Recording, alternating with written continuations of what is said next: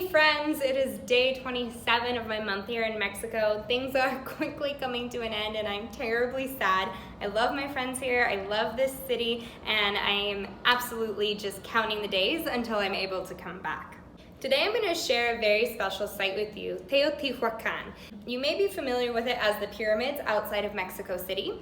However, a lot of people seem to think that they are part of the Aztec or Mayan culture. This is actually not the case.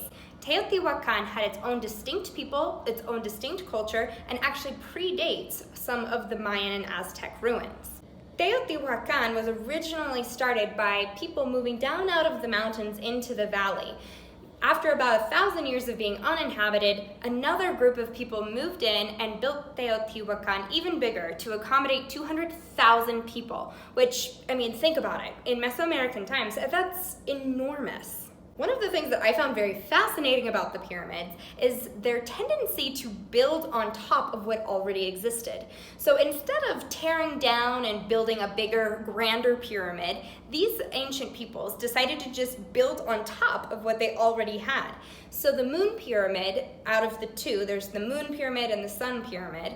The moon pyramid has 7 layers in it, and it basically is like a Russian stacking doll. You start with one pyramid, then you get another one, and another one, and another one, until they reached the size that they felt properly worshipped the gods. Because Teotihuacan was home to so many people, there's evidence of some of the first drainage systems. They moved entire rivers, both to make sure that there was enough water for its inhabitants, but also because of flooding. So when flooding came through, or big rainstorms, they needed to make sure that they were able to drain the city properly and there wouldn't be standing water. Kind of fascinating. Although there tends to be this kind of theory that the pyramids were inspired by aliens, I think it was really wonderful that our guide Ricardo pointed out the similarity between the pyramids and the mountains right behind them. You can see from the sun pyramid that it almost identically mirrors the mountain behind it, as does the moon pyramid. So very likely these people who came out of the mountains were trying to emulate their homes and worship their gods in this way.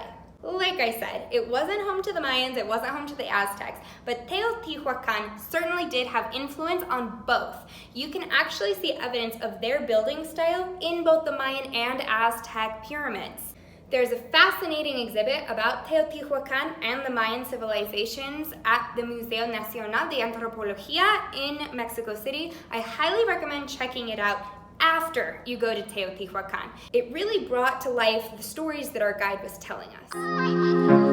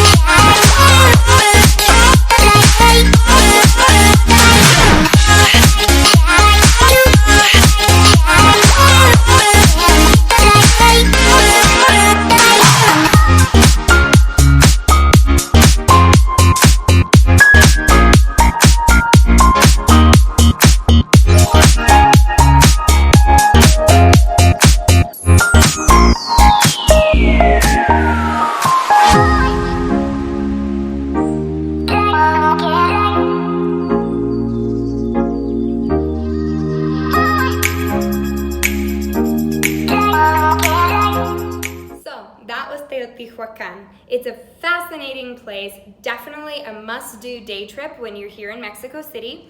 Couple of tips for you. Definitely take a guide. It is far more fascinating when you get to know the story and know the history. Otherwise, you're just looking at a bunch of rocks. Tip 2, go early and go during a weekday. Sundays are free for locals, so it gets mobbed.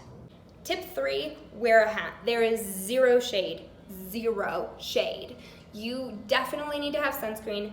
definitely be drinking lots of water, and wear good walking shoes because you're going to be climbing up and down these incredible stairs for these views that are out of control, but they're very steep and they were made before machinery, so they're a little, wear tennis shoes. If you would like a recommendation for a guide, please let me know. I'd be more than happy to recommend Ricardo. He was fantastic and gave a wonderful tour in English. Drop me a comment below if you have any questions, or reach out to me via social media or through the Contact Us page on my website, becauseshecantravel.com. Please subscribe to my YouTube channel for more great travel information, and we will see you mañana. Adios, amigos.